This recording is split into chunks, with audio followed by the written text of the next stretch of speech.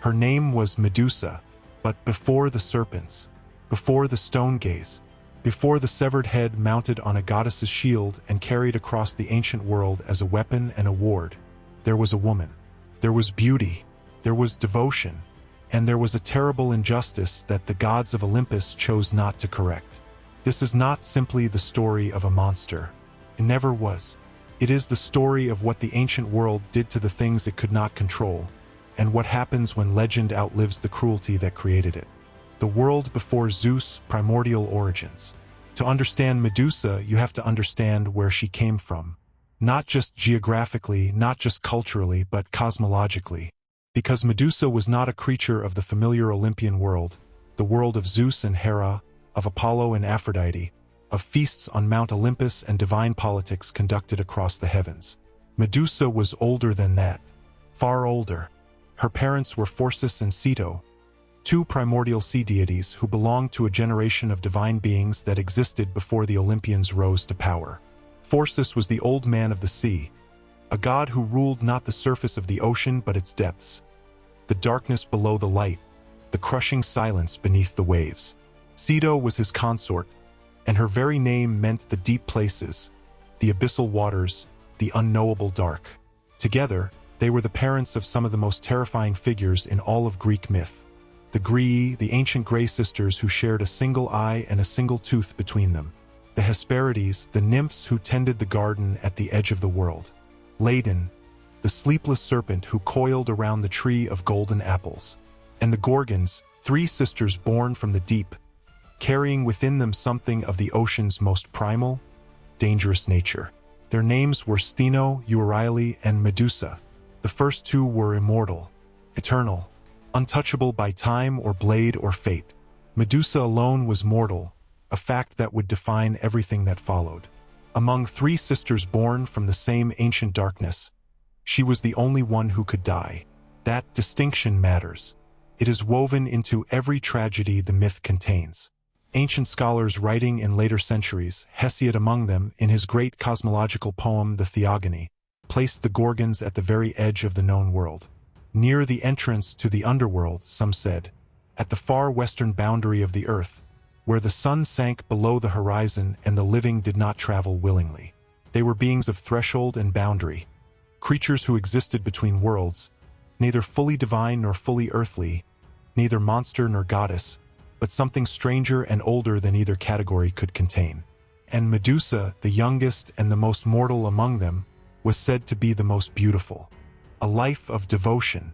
In the ancient sources that described Medusa's life before her transformation, most notably in Ovid's Metamorphoses, written in the 1st century BCE, which drew on far older traditions, she was not simply beautiful in the way that a flower is beautiful or the way that a painting is beautiful. She was beautiful in a way that unsettled people, that made them stop, that made men travel great distances not to worship at Athena's temple, which was its rightful purpose, but simply to stand in the same space as the priestess who served there. Her hair, in particular, was spoken of with something approaching reverence. Ancient sources describe it as magnificent, as a kind of glory, the same word the Greeks used for divine radiance. Some accounts suggest that admirers, overcome by the comparison, would remark that even Athena herself could not claim more beautiful hair. A dangerous thought to speak aloud. In a world where gods were real and listening, comparisons like that were not compliments. They were provocations. Medusa had made a choice in her life that mattered enormously in the ancient world. She had taken a vow of chastity and dedicated herself to the service of Athena, goddess of wisdom, of craft, of war conducted with strategy rather than fury. Athena was a virgin goddess, and her priestesses were expected to reflect that sacred state. Medusa's devotion was total. When powerful men came to the temple and made their interest known, and some of them were very powerful men indeed, she refused them. She had agency. She had made her choice.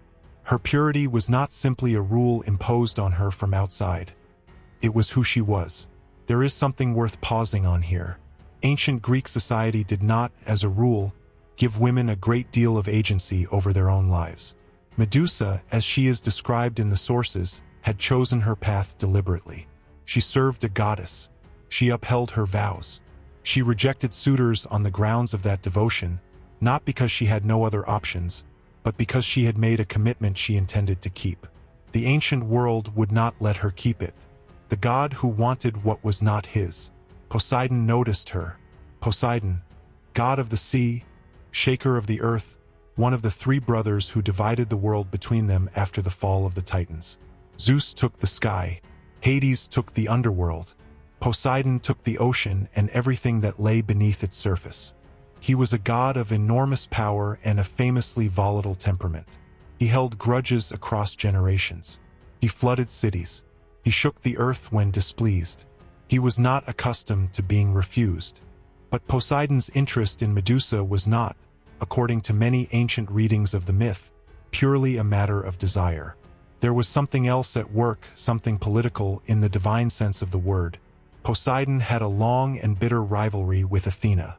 The most famous episode of that rivalry concerned the city of Athens itself. Both gods had competed for the honor of being the city's patron deity, each offering a gift to its people. Poseidon struck the ground with his trident and produced a saltwater spring, powerful, dramatic, but ultimately not very useful to a city that needed fresh water. Athena planted an olive tree. The people chose Athena, and the city took her name. Poseidon never forgot the slight. Medusa served Athena. She lived within Athena's temple. She was, in the complex and layered way that divine politics operated in the ancient world, something that belonged to Athena's domain, which made her, for a god nursing an old wound, something worth taking. She ran. Ancient sources are clear on this. Medusa did not go willingly. She sought sanctuary in the one place that should have been inviolable, the inner chamber of Athena's own temple, sacred ground, a place where the presence of the goddess was most concentrated, where her protection should have been absolute, where no violation should have been possible. Poseidon violated it anyway. The assault happened inside the temple, in the house of the goddess she served, in the place where Medusa had gone specifically because she believed it would protect her. No protection came. Athena's response and what it reveals. What happened next is one of the most debated and most disturbing moments in all of Greek mythology. Not because it is violent, but because of what it tells us about how the ancient world understood justice, power, and the relationship between the divine and the human. When Athena returned to her temple and discovered what had happened, her response was rage, not at Poseidon, at Medusa. The ancient sources offer several explanations for this, and none of them are entirely satisfying. The most charitable reading is pragmatic. Poseidon was Athena's equal in divine rank. He was an Olympian, one of the 12, a god who had split the governance of the universe with his two brothers. Retaliating against him directly was simply not possible, or at least it was not something Athena could do without triggering a conflict that would shake the foundations of the divine order.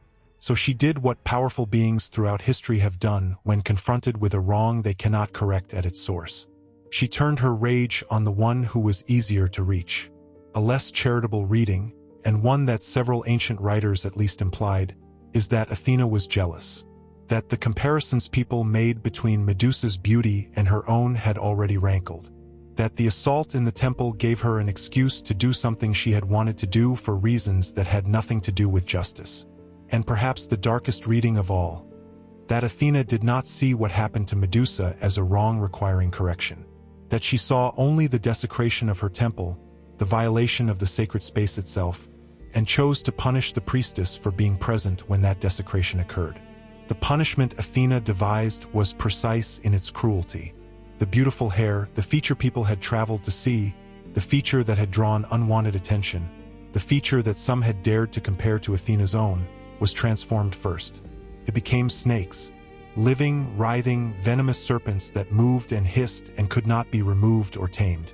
The very source of Medusa's celebrated beauty became the most visible symbol of her otherness, her danger, her monstrousness. Then the eyes. No one is quite sure what Medusa's eyes looked like after the transformation.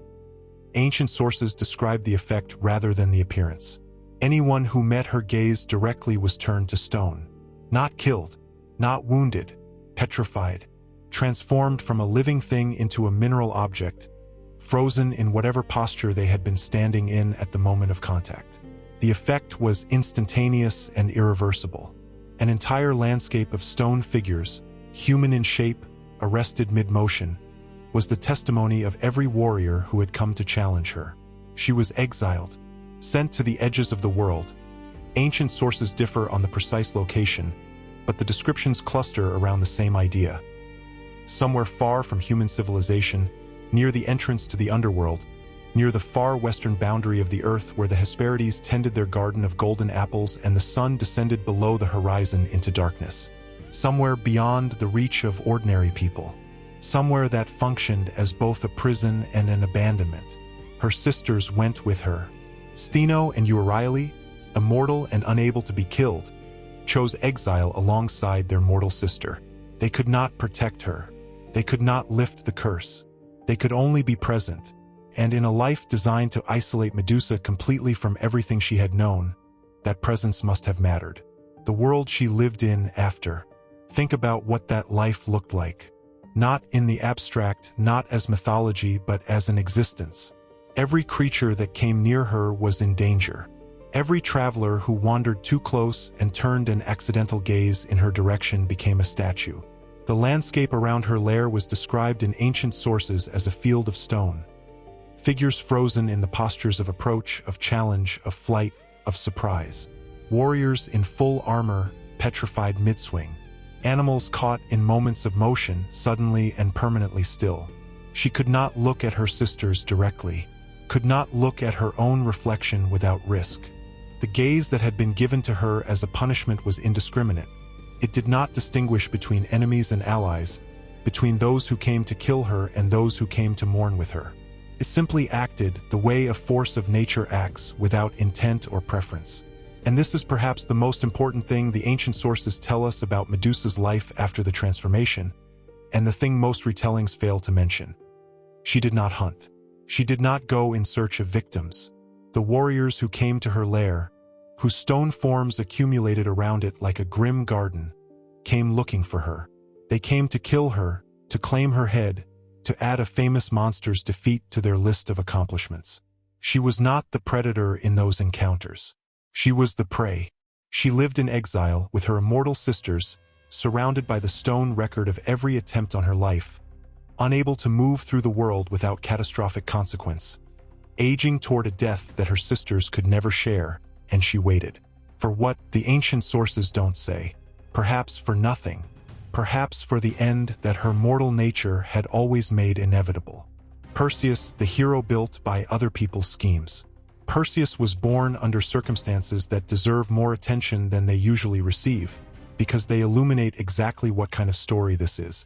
His mother was Danae, a princess of Argos. An oracle had told her father, King Acrisius, that his grandson would kill him. In response, with the iron logic of a man who feared prophecy more than he valued his daughter, Acrisius locked Danae in a bronze tower, sealed from the world, where no man could reach her. Zeus reached her anyway. According to the myth, he descended through the roof of her prison as a shower of golden rain. The result was Perseus. The parallel to Medusa's story is not subtle, and it is not accidental. The son who would eventually kill Medusa was himself the product of a divine encounter that his mother had not chosen. Both stories begin with a god exercising power over a woman in a place that was supposed to offer her protection. The bronze tower was as much a sanctuary as Athena's temple. Neither sanctuary held. Perseus grew up in poverty on the island of Seriphos, where he and his mother had washed ashore after Acrisius, unable to kill his daughter directly, had sealed them in a chest and thrown it into the sea. They survived. Perseus grew into a young man of notable courage, if not notable resources. And then King Polydectes of Seriphos decided he wanted Danae for himself. Perseus was inconvenient. A young man with nothing to lose and a mother to protect was exactly the kind of obstacle that a calculating king needed to remove. Polydectes found his solution at a banquet, where he announced he would be pursuing a different woman and asked each of his guests to contribute a horse to the courtship gift. Perseus, who had no horse, rashly declared he would bring whatever the king wanted, even the head of Medusa. Polydectes knew exactly what he was doing. He had just sent Perseus to his death. The arsenal of the gods, what it took. What followed was an accumulation of divine assistance so extensive that it raises an uncomfortable question about what heroism actually means. Perseus could not have found Medusa's lair without help. He could not have approached it without being killed. He could not have struck the killing blow without the right weapon. And he could not have escaped with the head without being able to flee faster than anything that flew. Every single element of the task required intervention from a power greater than himself. First, he needed to find her. The location of Medusa's lair was not common knowledge. Ancient sources describe it as genuinely remote, at the edge of the world, beyond any map that existed. To find it, Perseus had to first locate the Graeae, the three ancient Grey sisters, daughters of Phorcys and Ceto, who were therefore Medusa's own aunts. They were described as ancient beyond reckoning, gray from birth, sharing a single eye and a single tooth that they passed between themselves, never all three in possession of sight at the same moment. Perseus stole the eye. He caught it as one sister passed it to another, held it hostage, and refused to return it until they told him what he needed to know. The Graeae revealed the location of Medusa's lair, and Perseus returned their eye and their ability to see. It is a clever moment in the myth and a slightly uncomfortable one. The hero's first act was to rob three blind old women of their only means of vision to extract information he could not obtain by any other means. With the location established, the gods began to supply what he needed. Hermes provided winged sandals, the same kind he himself wore, capable of flight, capable of carrying Perseus across the ocean to the far edges of the world in hours rather than months. Hades provided the helm of darkness, the same helmet that made the god of the underworld himself invisible, capable of rendering anyone who wore it completely undetectable. From the nymphs, a group of divine intermediaries whose identity varies across different accounts, he received the Pegasus, a special bag or satchel whose divine construction meant that anything placed inside it would not harm the bearer, a necessary precaution, given that the severed head of Medusa was still going to have working eyes. And Athena, the goddess who had cursed Medusa, who had created the very problem Perseus was being sent to solve, gave him a shield of polished bronze, mirrored to a degree that allowed a clear reflection, the solution to the gaze that Athena herself had created. The weapon itself was the harp, an adamantine blade with a curved, sickle-like edge. The same weapon, some ancient sources claimed, that had been used by Cronus to castrate Uranus at the dawn of time. A blade with history, a blade that had already changed the shape of the cosmos once.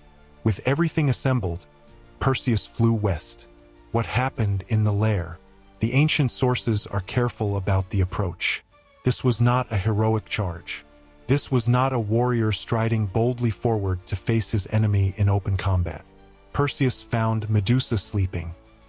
He navigated toward her by her reflection in the shield's polished surface, keeping his back to her, using the bronze mirror to see without seeing, moving in reverse through the stone-littered landscape of her lair.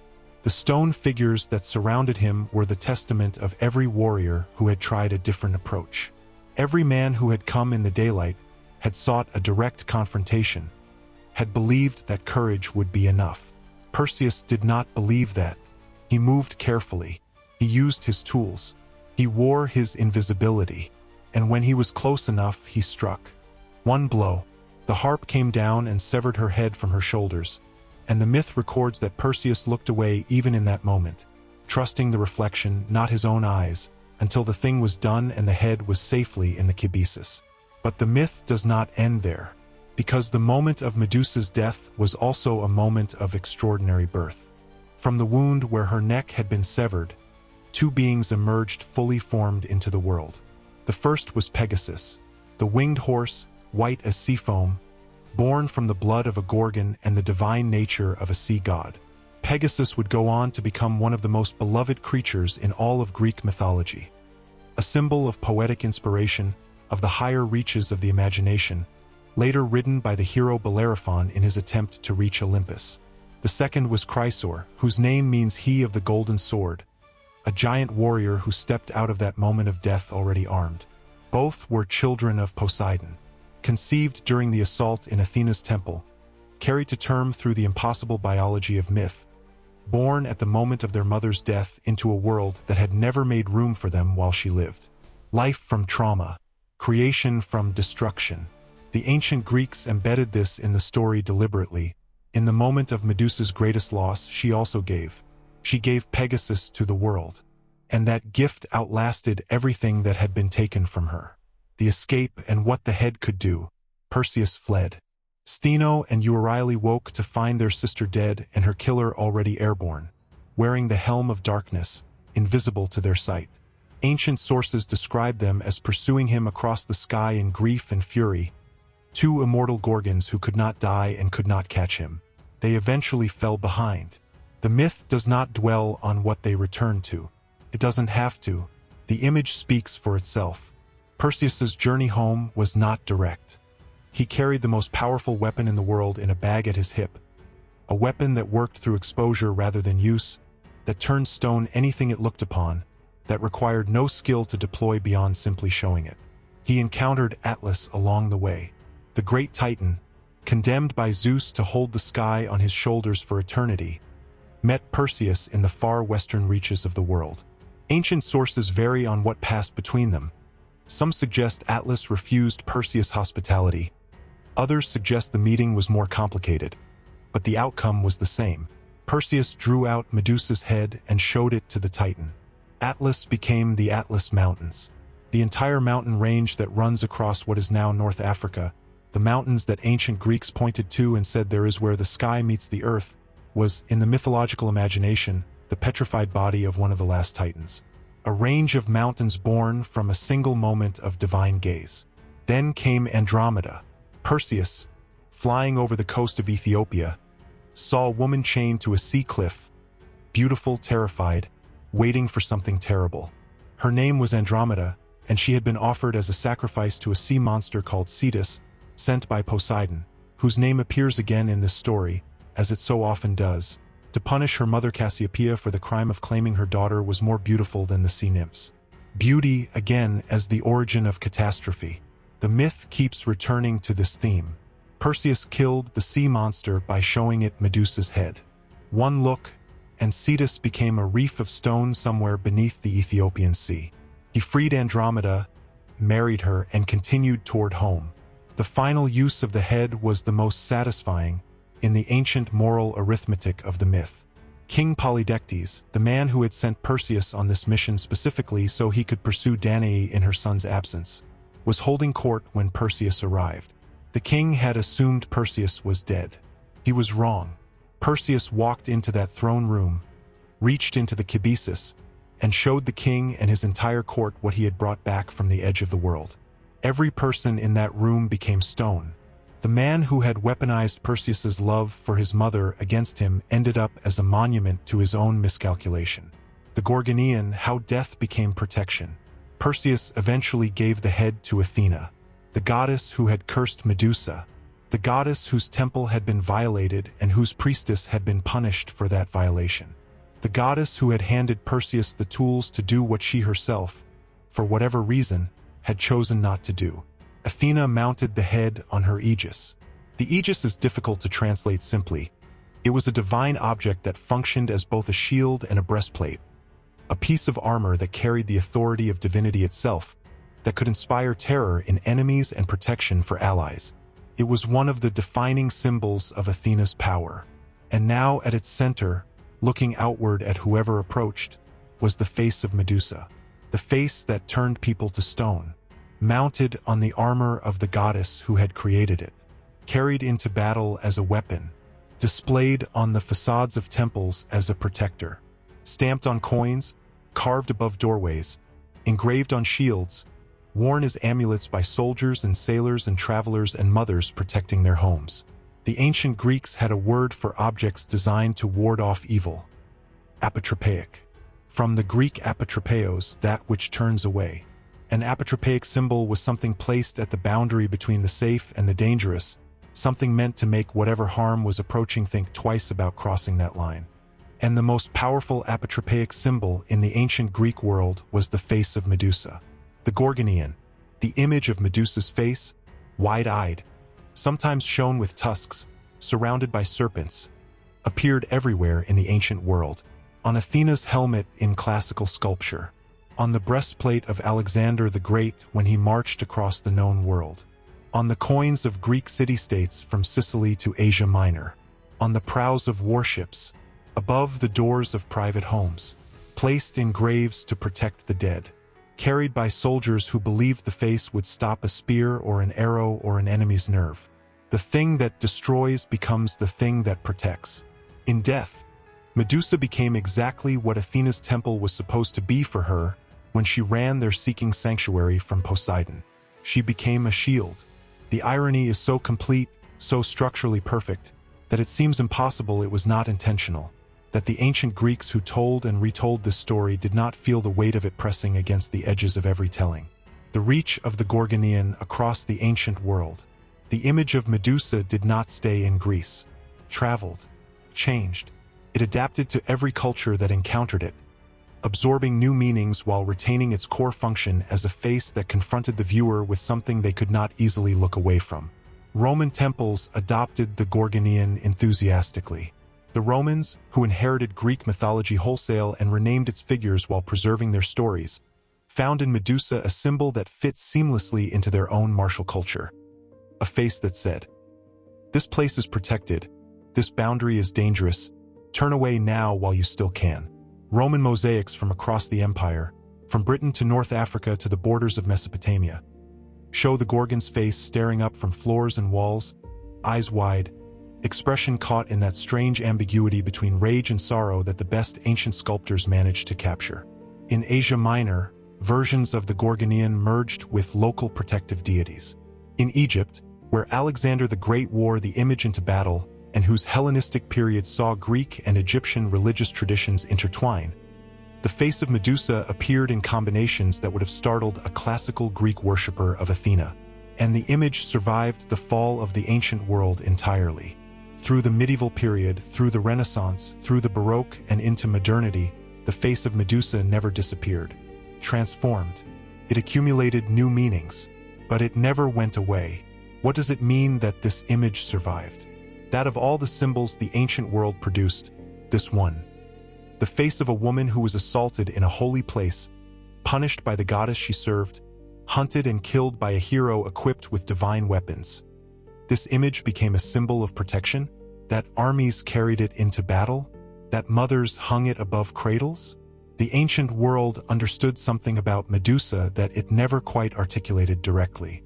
It understood that the face of something that has survived the worst is also the face of something that can protect you from it, and whose face, in the end, became one of the most enduring images the human world has ever produced. That is not a monster's legacy. That is something far more complicated, far more human, and far more true.